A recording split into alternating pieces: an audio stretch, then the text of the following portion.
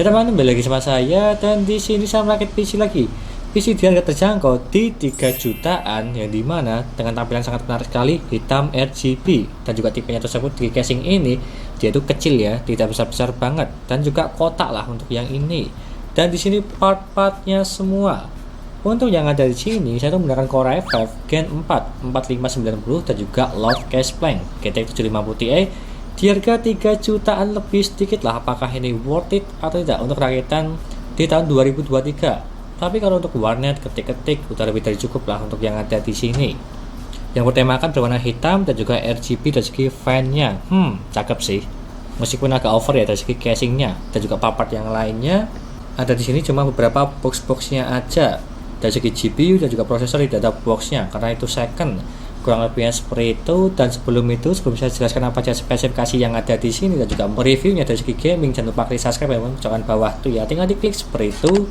Lanjut yang pertama, di sini saya menggunakan Core i5 Gen 4 4590. Kalau sebelumnya saya pernah rakitnya di GTX 1050 Ti, tapi kalau yang ini di Lord Cache Plank 750 Ti, apakah ini bagus atau tidak ya?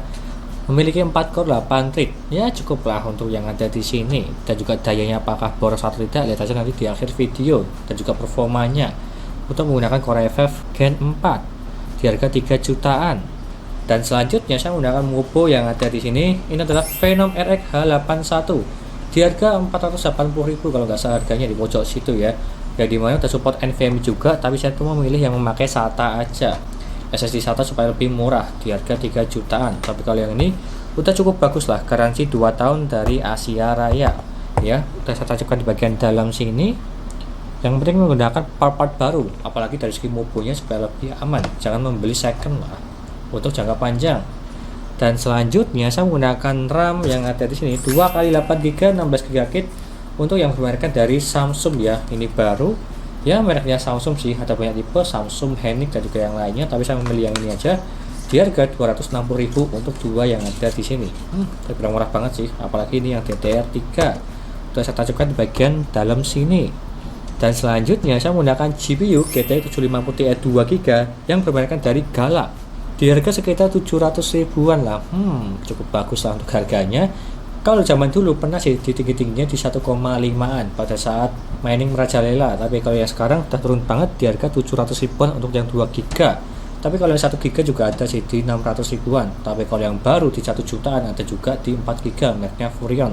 Tapi kalau yang ini saya memilih second supaya lebih murah di harga 700 ribuan. Dan juga ini menggunakan 2GB ya untuk GPU-nya Lord Cache Plank. Dan selanjutnya saya menggunakan ini SSD dari Phenom RX di harga 300 ribuan, 512GB udah lebih dari cukup. Udah saya tancapkan di bagian belakang casing ini, jadi tidak kelihatan dari segi penampakan SSD-nya supaya lebih clean lah dari segi penampakan di PC yang ada di sini. Sangat menarik sekali. Dan juga di sini untuk mengisi Windows, beberapa game dan juga editing udah lebih dari cukup karena usernya itu cuma buat untuk editing ya, bukan buat untuk gaming. Jadi ya cukuplah, yang penting pakai SSD supaya lebih cepat. Dan selanjutnya saya menggunakan CPU cooler yang ada di sini. Ini adalah CPU cooler dari Infinity Storm yang dimana tersebut yaitu low profile yang memiliki RGB di bagian sini ya. Fan-nya tersebut yaitu 12 cm. Udah bagus lah, bukan yang 9 cm ya. 12 cm supaya suhunya itu lebih bagus dan juga menggunakan 4 pipa di CPU cooler yang ada di sini. Dan juga suhunya panas atau tidak, lihat aja nanti di akhir video. Untuk yang ada di sini di harga 180.000 untuk CPU coolernya. Cakep sih, RGB lah sesuai temanya. Dan lanjut saya menggunakan power supply yang ada di sini United Power, mereknya dari Aerocool ya, 500 watt 80 plus watt untuk mengangkat Core i5 Gen 4 dan juga GTX 750 Ti. Udah lebih dari cukup lah karena full loadnya nggak sampai di 150 watt kalau nggak salah. Lihat saja nanti di akhir video dari pengujiannya. Untuk yang ini di harga 460.000 udah lebih dari cukup.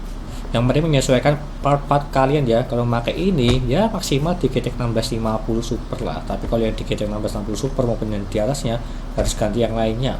Jangan pelit-pelit untuk PSU lah supaya lebih aman untuk jangka ke depannya. Dan selanjutnya saya menggunakan ini casing dari Tecware VXM yang dimana di harga 600.000 udah saya kasih free 4 fan RGB. Di bagian samping ini ada 2, di bagian atas ada 2. Terbilang murah ya untuk casingnya.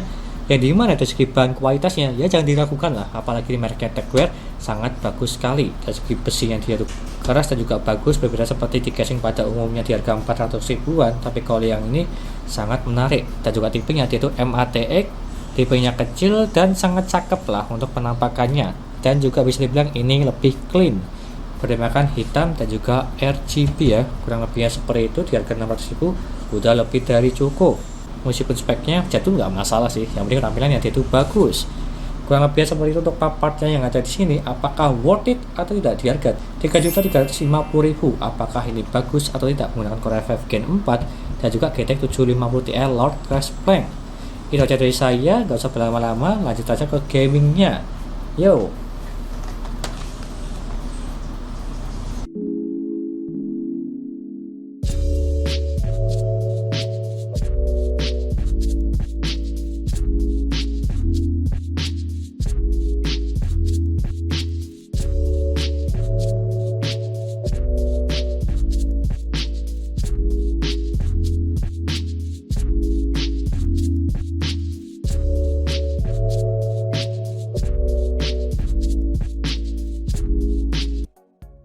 Lanjut yang pertama, dari segi booting Windows menggunakan SSD Phenom RX, dan kita tunggu aja seberapa cepat dia untuk booting Windowsnya.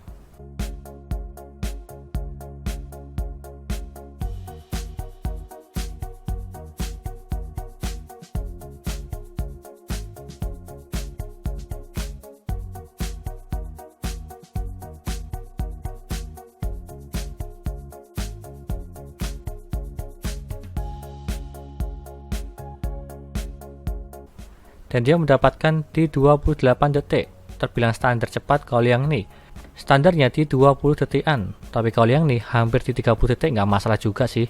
Yang penting dia tuh lebih cepat daripada menggunakan hard disk. Dan terkadang di berbeda PC berbeda kecepatan meskipun sama-sama menggunakan SSD yang sama. Lanjut ke HD Sentinel untuk mengecek performa, kesehatan serta suhunya. Untuk yang ini dia tuh 100% semua, dan juga node-nya dia tuh perfect, serta suhunya di 40 derajat, terbilang ini dingin menggunakan SSD Phenom RX. Lanjut ke Crystal Disk Mark untuk mengecek kecepatan dari segi SSD Phenom RX-nya. Untuk yang ini membacanya mendapatkan di 284, serta menulisnya di 262. Kenapa bisa jomplang atau di bawah 500 semua? Karena MUPO-nya belum support SATA 3. Jadi dia kecepatannya di maksimal di SATA 2 di bawah 300 megabit per second, tapi nggak masalah sih, yang penting wajib pakai SSD.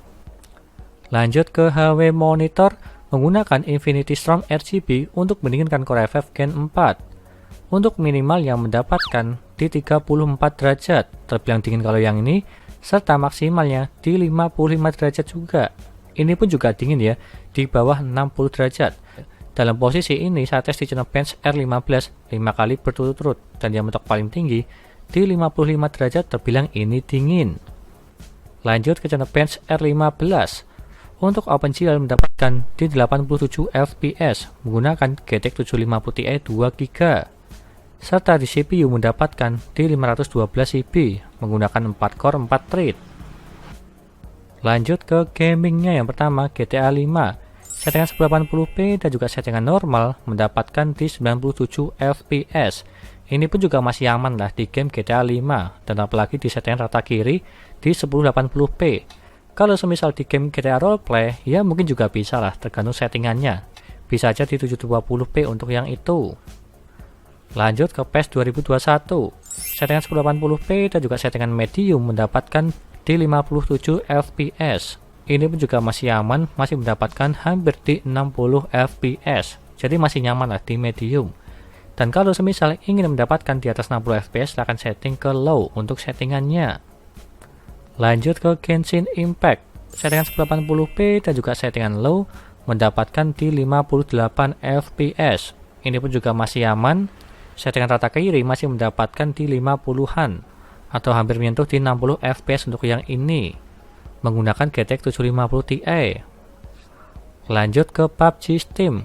Settingan 1080p dan juga settingan medium mendapatkan di 55 fps. Ini pun juga masih aman.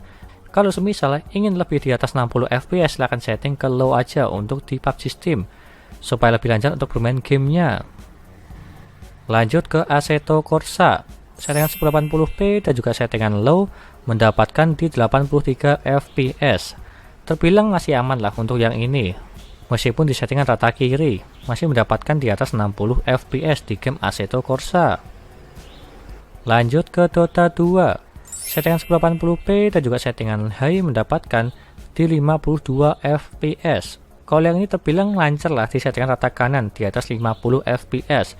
Kalau misalnya ingin lebih fps-nya silahkan setting ke medium untuk yang ini supaya mendapatkan di atas 60 fps di game Dota 2. Lanjut ke dayanya.